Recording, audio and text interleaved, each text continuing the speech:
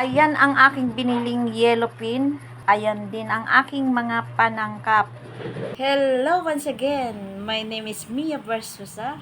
Welcome to my channel. Kung bago ka pa lang sa aking channel, huwag kalimutang mag-subscribe, mag-like, at pakihit na din ang notification bell para lagi kang updated sa aking mga video. Yummy! Tara mga guys, samahan nyo ako sa aking lutuing menu ngayon. Tara nang magluto mga guys. Ayan ang aking biniling yellow pin, kalahating kilo, at ayan din ang aking mga panangkap. Yellow pin. Painit tayo ng kawali, mantika, at tayo ay magsisigang ng yellow pin. Guys, ganito ako magsigang ng yellow pin. Ginigisa ko muna. Unahin nating ilagay ang bawang. Isunod natin ang sibuyas. Sunod natin ang luya. Haluin lang natin ang mga yan. Kamatis. Nagpapaganda ng ating mga puti. Antayin natin mga guys na madurog ang kamatis. Kailangan durog na durog siya. At atin lang halu-haluin. Ayan mga guys, durog na ang kamatis. Lagyan na natin ng magic sarap at saka ng pampaasim. Haluin natin.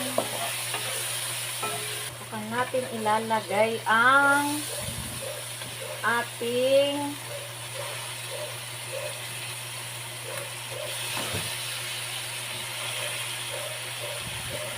isda. Haluin natin ng konti. Hinay lang paghalo natin mga guys para hindi siya matuto. Atin nang ilagay ang sili.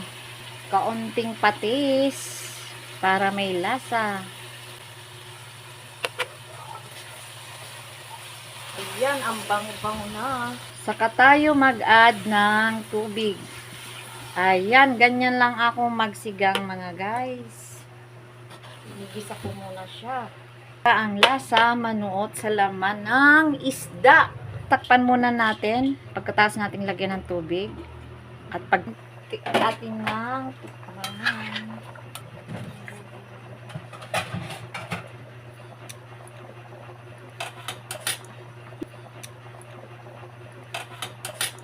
Lagay na natin ang malunggay. Malunggay lang ang aking panghalo mga guys kasi walang kengkong. Ayan, timplahan na natin mga guys ng pampalasa, ang magic.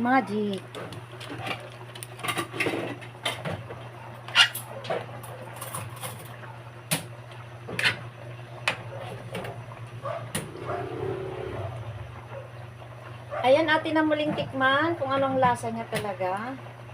Wow, grabe, ang yummy niya. Malami na naman ang aming ulam ngayong pananghalian.